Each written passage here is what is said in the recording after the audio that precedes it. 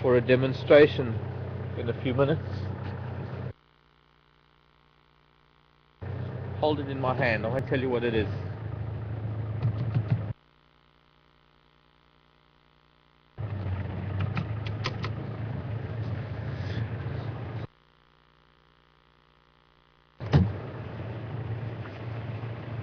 Well, for one thing, quite a different. I'll have to pull out my book and I can show you the difference in tracks. An elephant track, especially with the big bulls that we have, they have a very narrow hind foot, a very round front foot. But an elephant's foot is essentially a round ring. You don't see any toes because the toes are all encased in the foot. In fact, the weirdest thing is that the toenails that we see on an elephant aren't actually on the bone as such.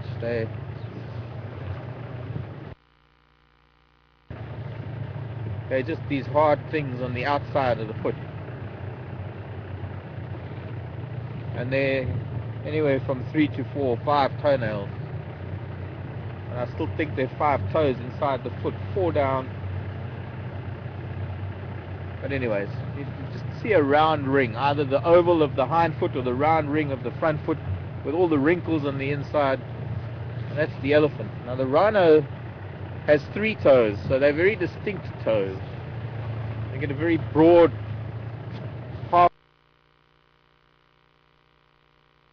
half-moon shaped front toe.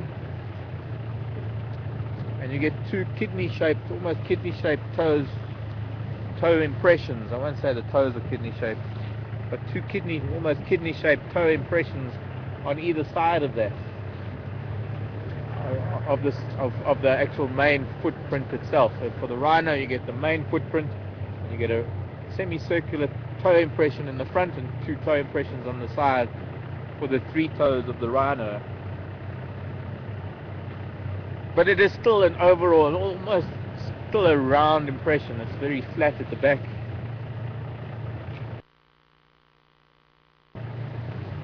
But very different to the hippo, both rhino and elephant, in that the hippo's toes are very distinct. The hippo's toes got very long toes, and the hippo has 4 toes. And you see 4 triangular shaped toes sticking out the front portion of the hippo's track.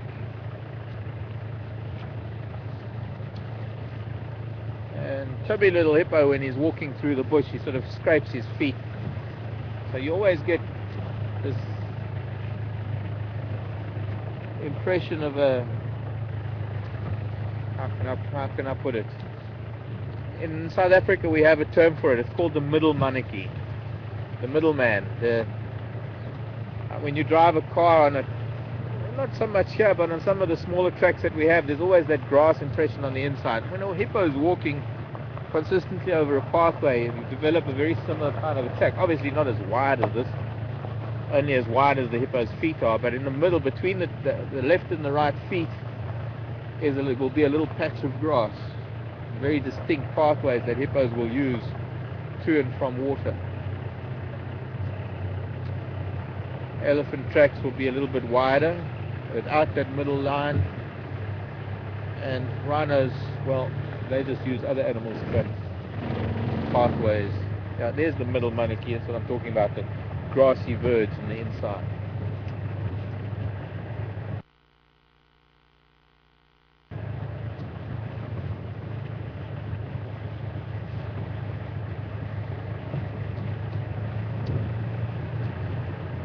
We ought to find some marulas on cheetah cut line. Haven't forgotten to look at a marula. Some people call it amarula, but it's not called the amarula. Amarula is a trade name for an alcoholic drink, which is quite delicious, I must add. A cream liqueur. They do make a clear liqueur as well. Factory for it all up. A place called Palabora, north of Hoedspruit, where you can actually go and see some wonderful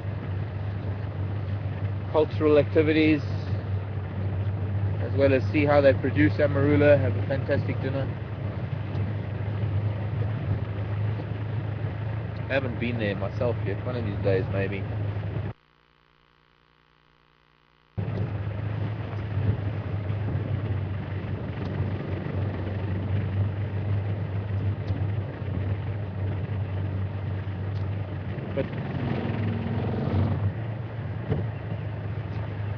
Peggy wants to know why we don't see any bush babies anymore. Peggy, mostly because we're not out at night anymore. And because when we're finishing our drive, we're not using the spotlight. And 90% of the time that we're seeing bush babies, because we're picking up their eyes with the spotlight when we're doing night drives. Okay, I hear Franklin's shouting.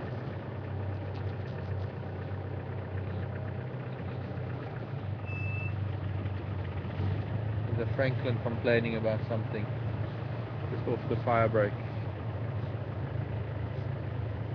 Tortoise tracks, mongoose tracks. Franklin's actually sitting in that marula tree looking that way.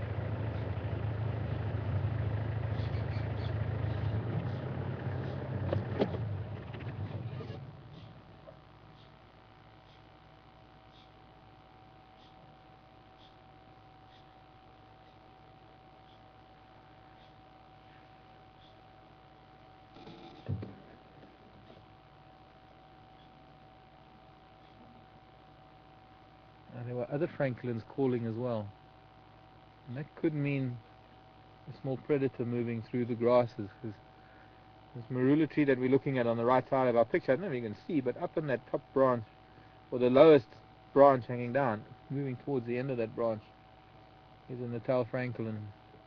No, is it that's the Swainson's.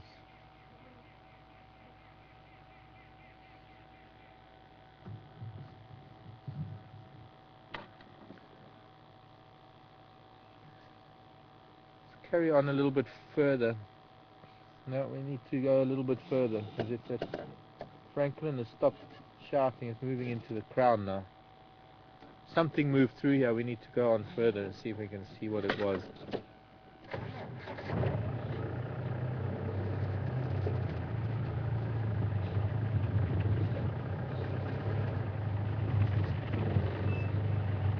Also difficult to see bush babies this time of the year. Such dense foliage. Elephant tracks coming across from Torchwood, but it's old. Lots of millipede tracks on top of it. Not seeing any predator tracks here.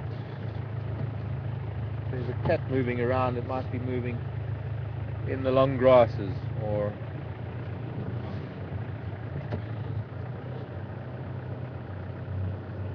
out of sight.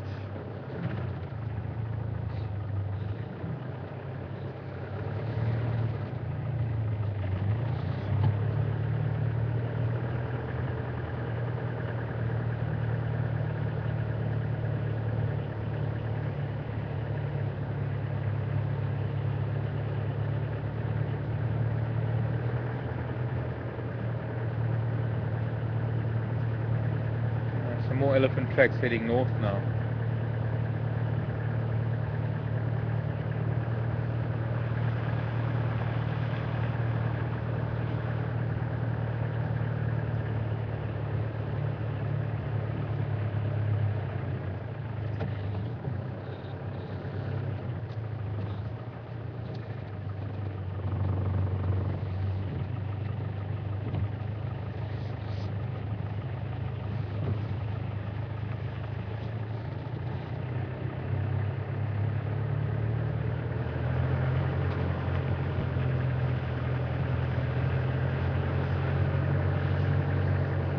A little excited there for a minute with those Franklins shouting.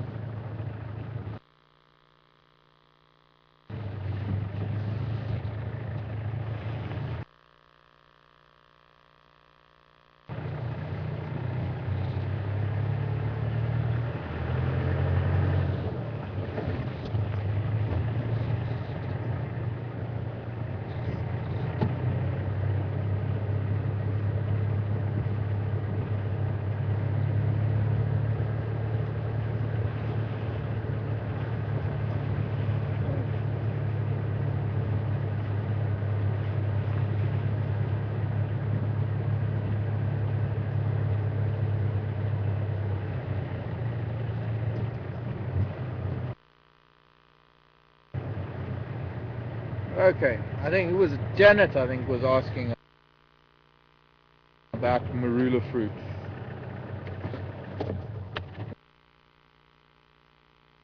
If I'm not mistaken.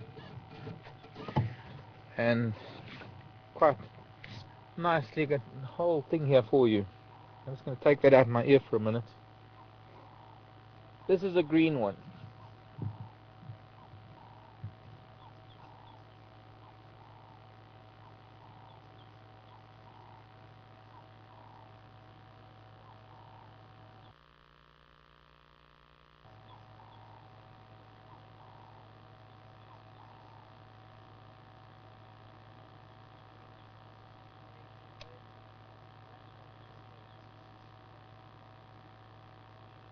I thought I heard something. Sorry about that.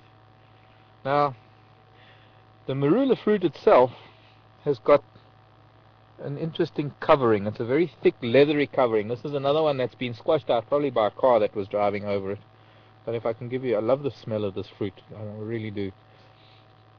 But it's quite a thick, leathery skin that surrounds the fruit. And inside of that, and this is now covered. Let me wash it off quickly, because it's covered in sand. Must have been a tire that went over it and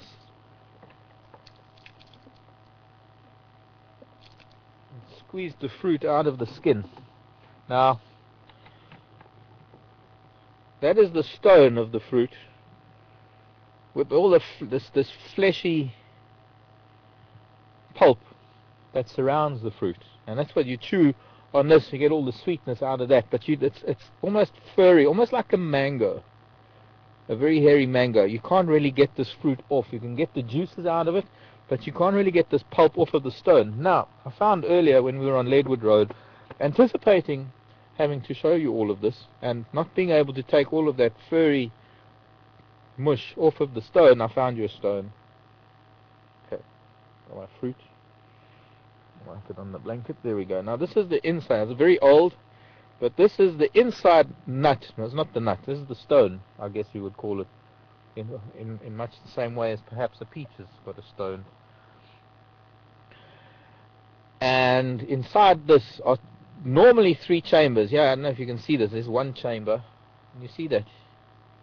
Yeah. Okay, so the other 2 chambers are filled with sand. Now this has got a very neat little cap on it, and there's only one place right here in the corner that you're able to put a knife in there and open it up. And if you take it, it's a dicotyledonous seed.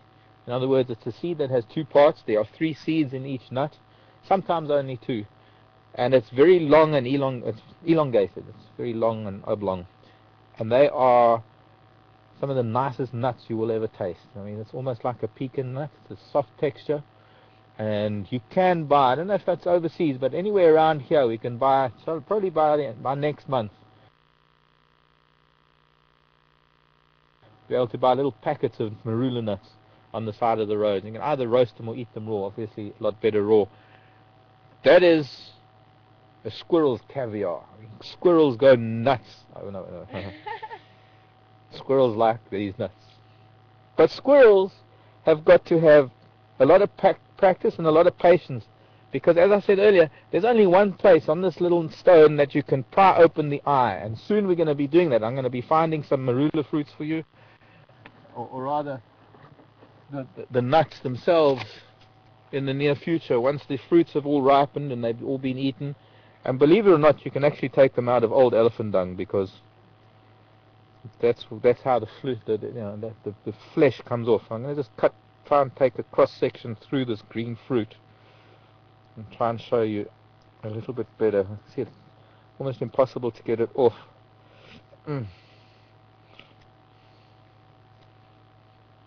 There. Bit sour because it's still green. You know how it's vitamin C, it kind of gets these muscles, kind of pulls in there. But there, that's inside of the fruit. And you can see how thick this pulpy section is between the thick skin and the stone itself. It's probably about less than a centimeter, about a centimeter. 1/3 of an inch, call it that.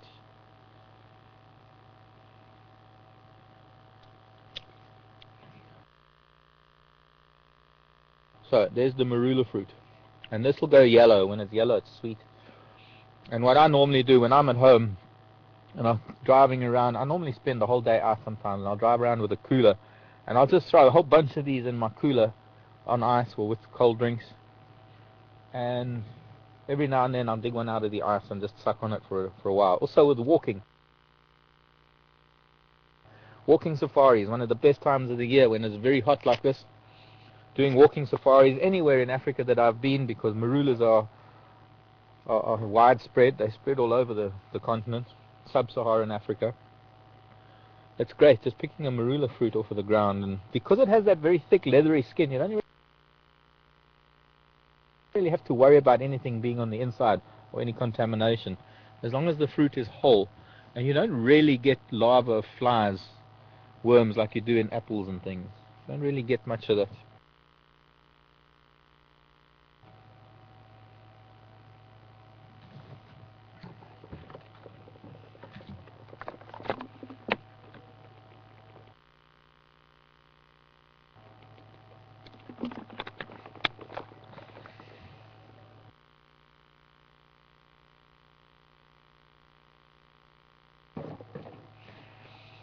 Hello, Anne, in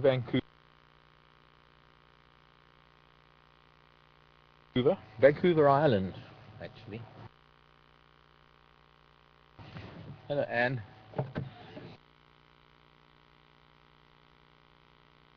Anne wanted to know if the marula drink is made from these marula fruits. I wouldn't say that it is made from them,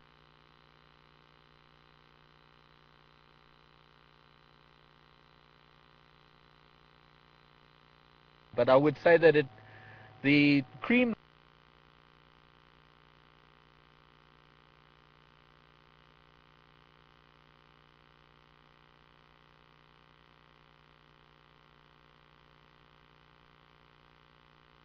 liqueur is made probably in a very similar way to the way Baileys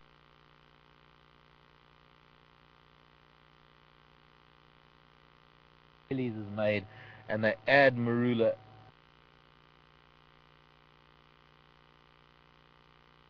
fruit as a flavoring, but I wouldn't say they make it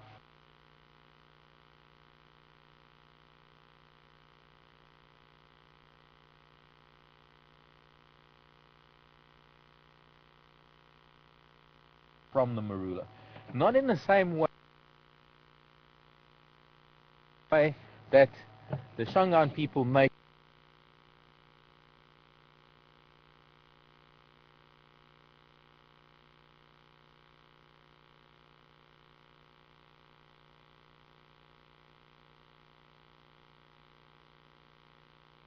marula beer, and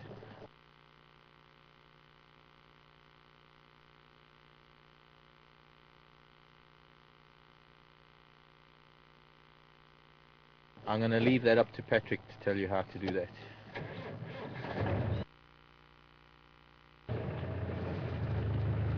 Because that's Patrick's department.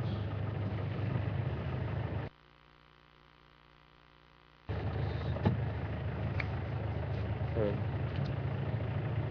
remember, next time Pat's on the drive, one of you can ask him how to make marula beer. All I know, well, I do know how to make it, but I have to tell you, it's delicious, it's sweet, it's strong,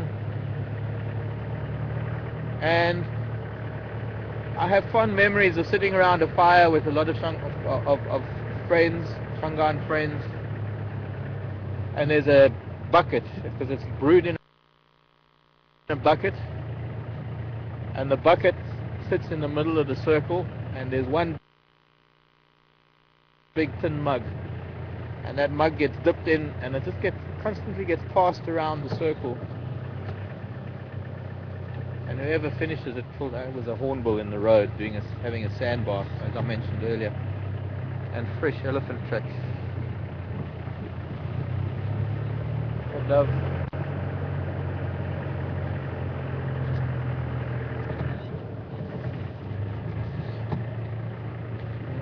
so fresh. The millipedes walking all over those elephant tracks.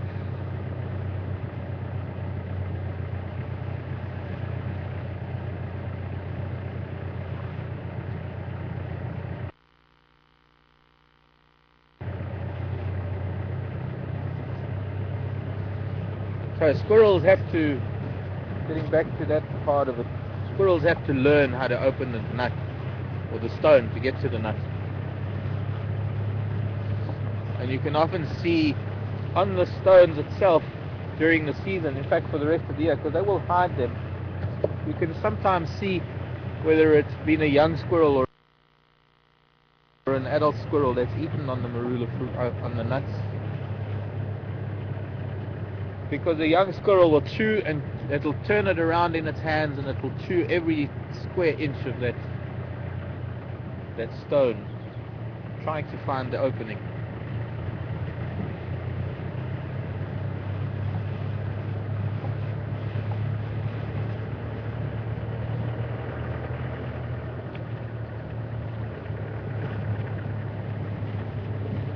So Cheryl wants to know if we have ostrich here. I knew you should say that. A couple of months ago I had ostrich tracks right here on Cheetah Cut Line, heading in a northeasterly direction. And other than that, there was a couple of months ago, or a couple of months before then, I think back in September, there was one female ostrich that was sighted here. But not common, Cheryl. I mean, this is not on Djuma, but yes in the Sabi Sand, and yes in Kruger. Ostriches are quite common birds in southern Africa. Of course, it was South Africa that started the ostrich feather trade.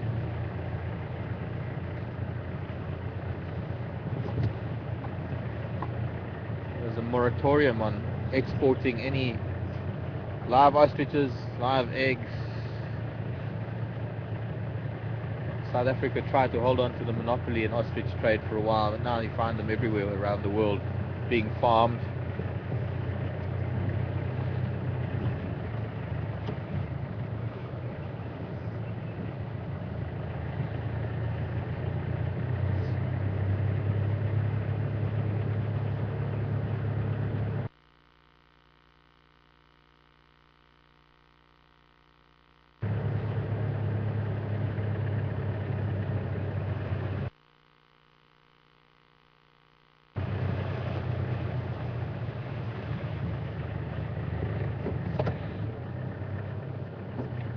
Ostriches are mostly going to be found in the open grassland areas. This is not really terrain for an ostrich.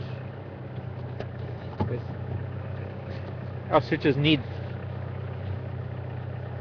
speed and open grassland. Somebody lost the lens.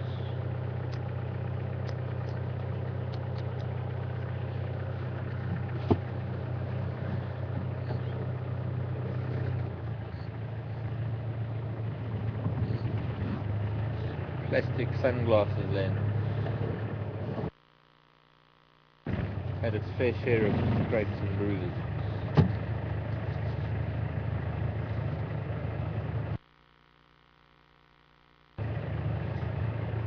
Sorry, yes, Kentucky.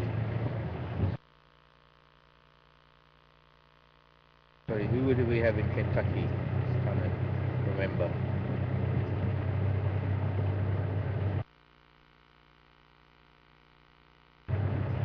Lots of marula fruits on the ground.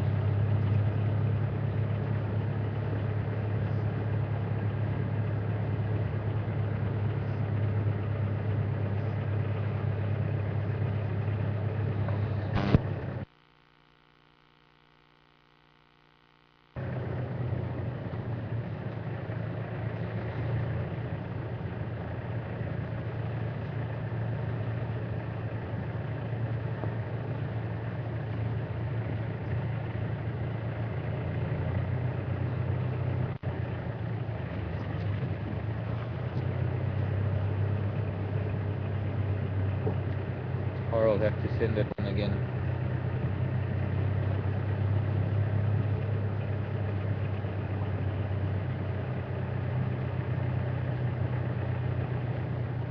There's a white-crowned shrike flying away.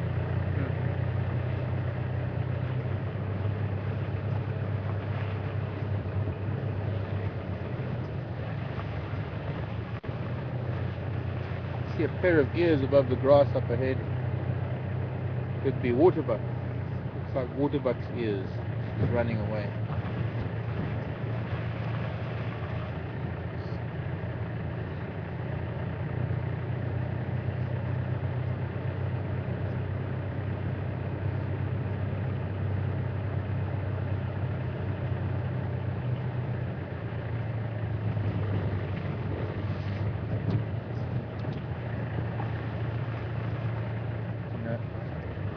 Not even going to try and follow her because she just keeps running.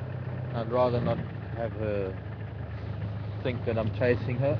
So we're going to go down to Guaripan.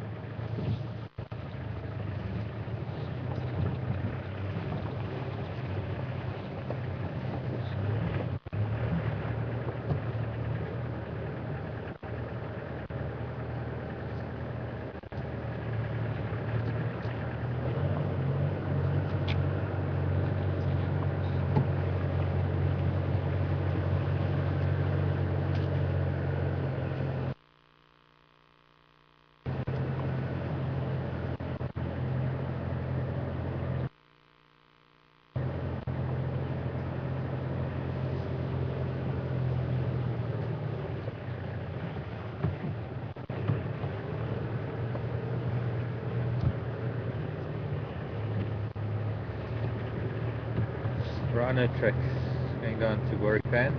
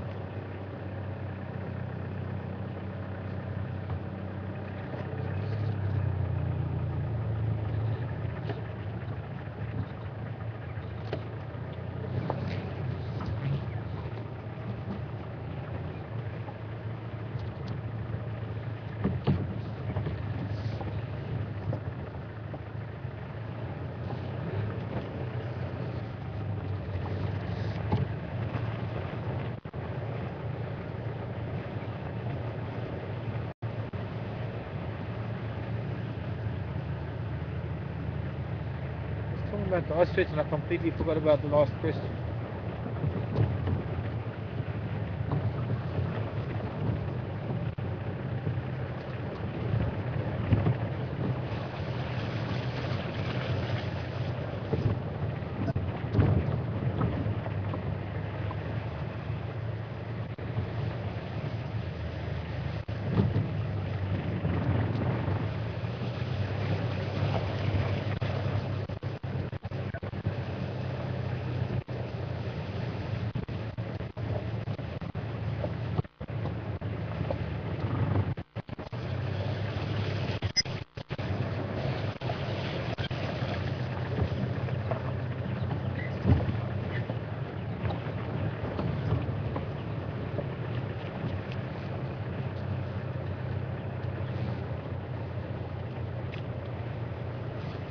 Give me the last one again, please.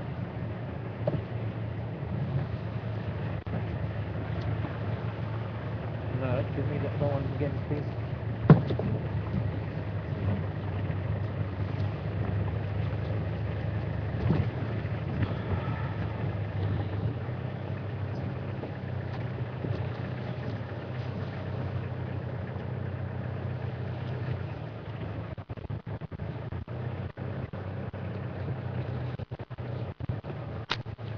It was Yvonne in Kentucky.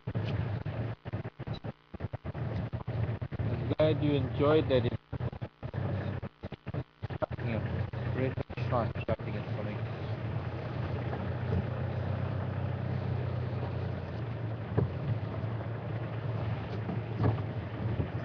Yvonne wanted to know about the grey frog. I hope you mean the grey tree frog, Yvonne.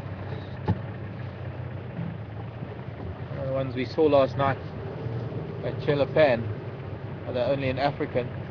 This species is only in Africa, but the tree frogs are quite a widespread family of frogs. You do find tree frogs in the States, and they are from the same genus as far as I know.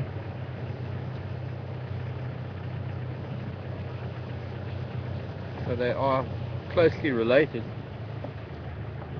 I'm not too sure if you get foam, if any of the tree frogs build foam nests the way the grey tree frog does in the States. I'm not too sure about that though.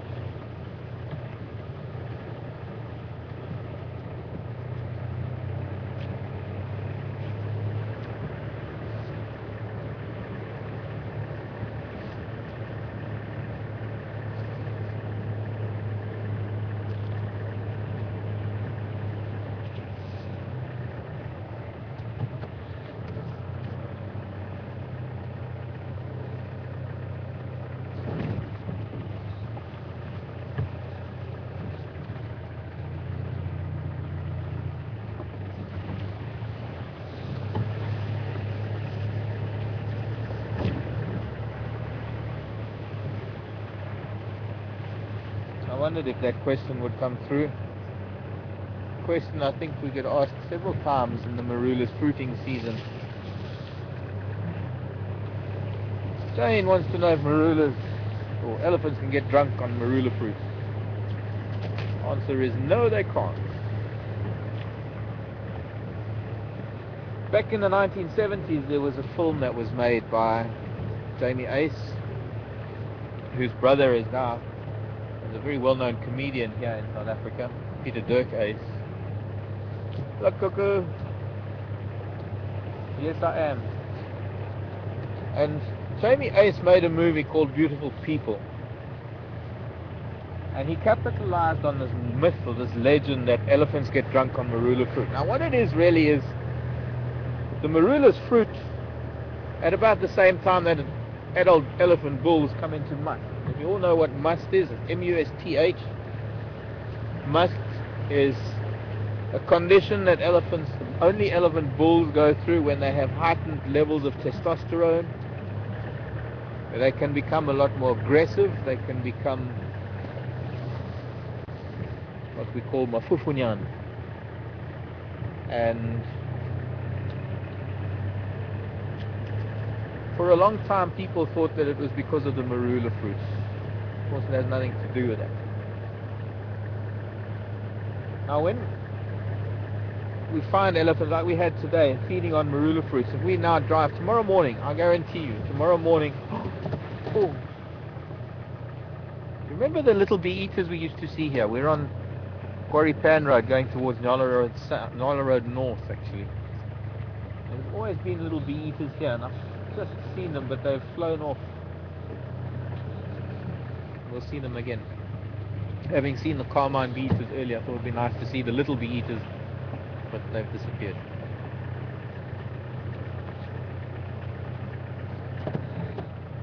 The marula tree is losing all its leaves, don't know why. But tomorrow and the next couple of days, with all the fruits lying on the ground and the elephants feeding on the fruits, we will be able to go through elephant dung, and I can guarantee you that we will be able to find probably 90% or more of the marula fruit that they've taken in will still be whole, untouched, not to mention that they're still green. The fruit can ferment. The fruit does ferment lying in the hot sun. Excuse me, Franklin family. You leave the road and go and find your children, please.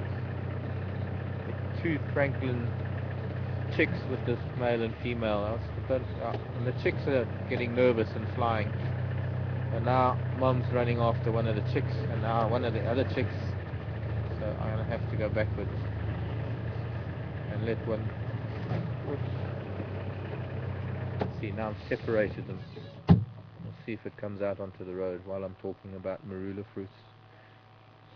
But yes, they've run further up the road now. Left one chick behind. I don't see any grasses moving.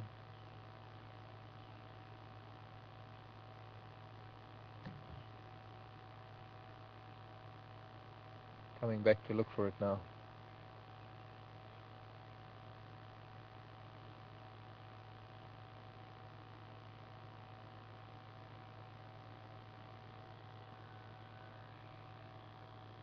Both little ones are getting very nervous and fluttering around. They'd take off and they'd see that the adults weren't flying, so they would land again. But now we've split them up. There it is, coming into the road and darting off. Well, there we go. Oh! Very nervous little Franklin. Well, it's flown off into the grasses. So, as I say, we're going to pick up a lot of these marula fruits out of elephant dung. They're going to be whole. And apart from the fact that they're green, it would take several trees worth of marula fruits to all be fermented to sit in an elephant's gut for a considerable amount of time for an elephant to get even mildly drunk. Now there's so much other vegetation going on in that stomach of theirs, and of course the digestive process for an elephant is through fermentation. But if that skin hasn't been broken, then the fruit doesn't ferment at all. Hello, little terrapin. Gosh, you're a tiny child.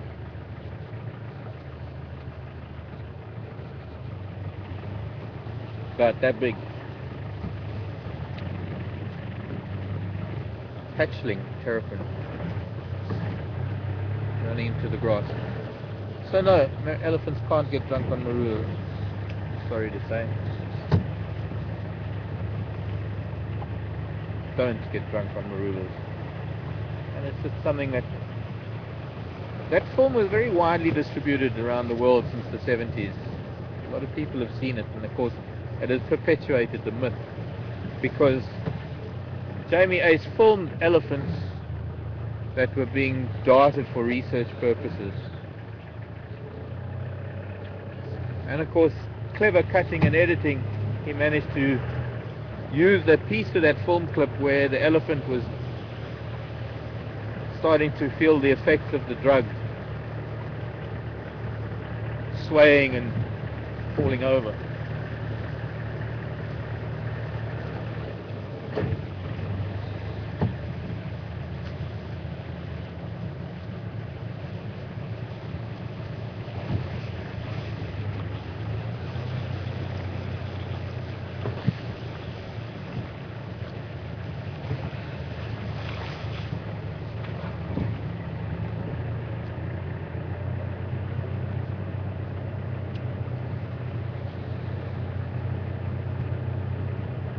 Sun isn't going to give up the sunset. It's gone behind some cloud in the west.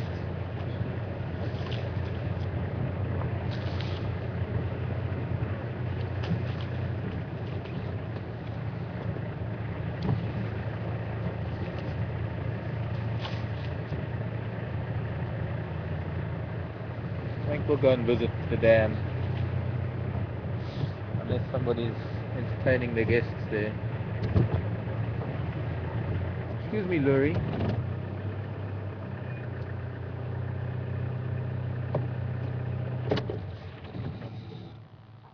Coco. Go away, bird. Bird went away. I didn't tell the bird to go away. It's called a go-away bird. Also known as a grey Lurie. Torako family. Luries, Turacos.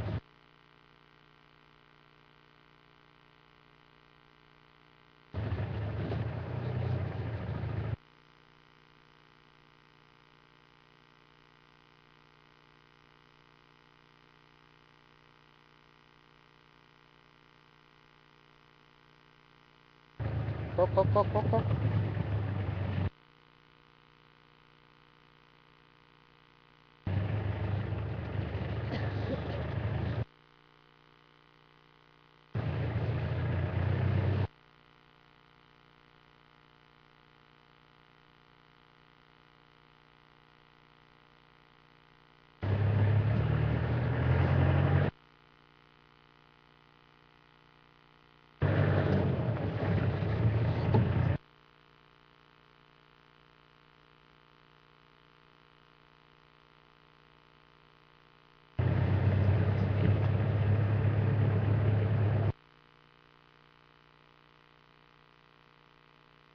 Would have been a nice shot. It was very close to us. We had a nice view of the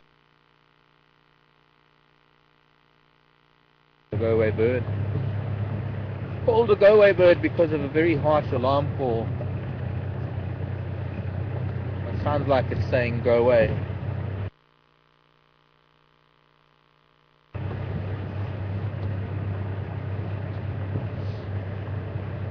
Which it isn't, of course. But if you don't speak English, you wouldn't understand it.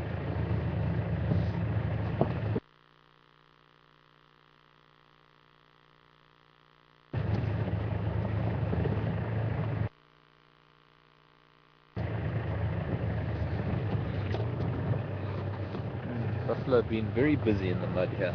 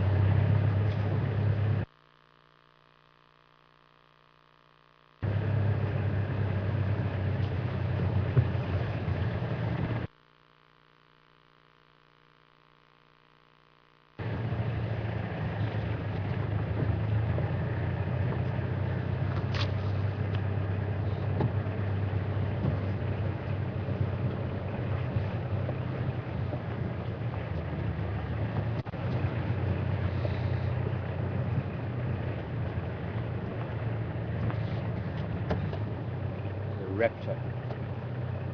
Real Wahlbergs. Looks like it could be a Wahlbergs.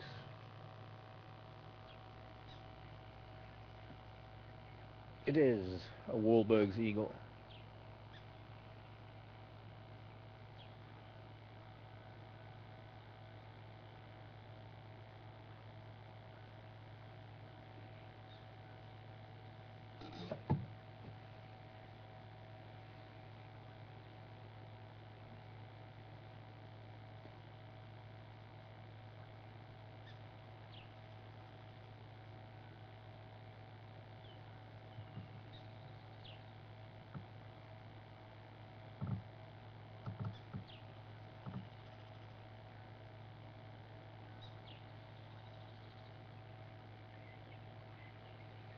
Quite a narrow beak for an eagle, one of the true eagles. But it is one of the smaller eagles, and it is a bird, mostly a bird hunting eagle. Some small mammals, it doesn't really need that very large beak that some of the larger eagles have, or very large talons for that matter.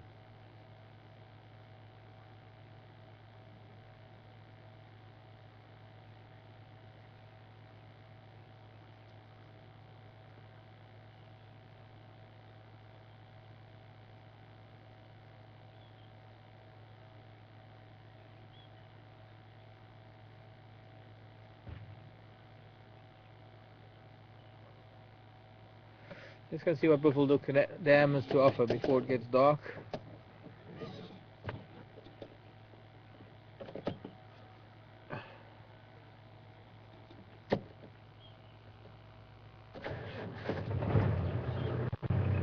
Bye, eagle. Didn't like the car starting up. Other than that, he didn't like the birds shouting at it.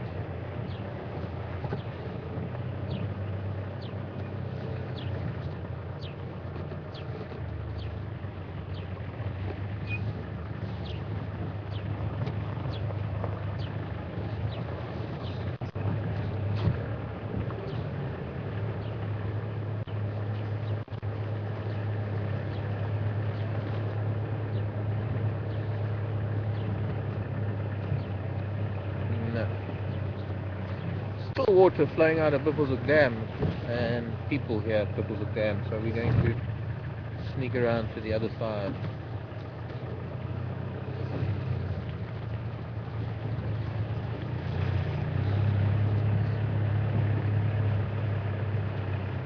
No.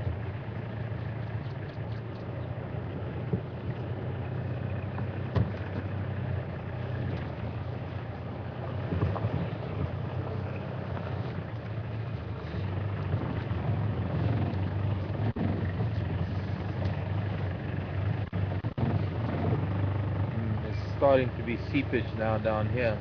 This must be coming out of the dam wall. Can't be good.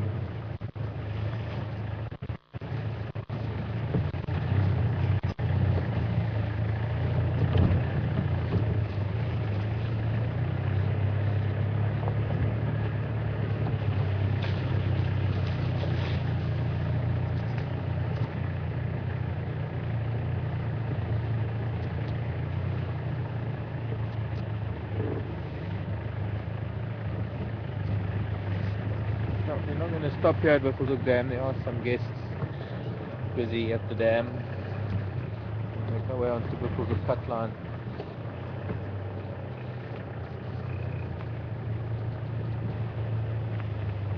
People can't believe how full that dam is looking. Beautiful.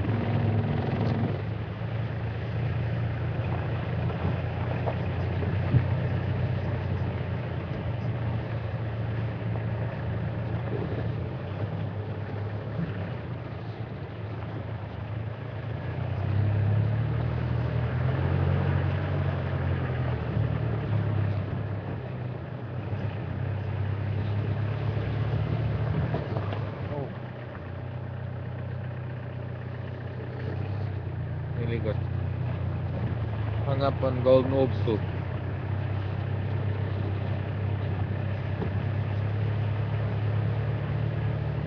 Single strand across the road, so strong it actually felt like it cut into my lip. Oh, who was that? Eagle just flew out of this marula tree.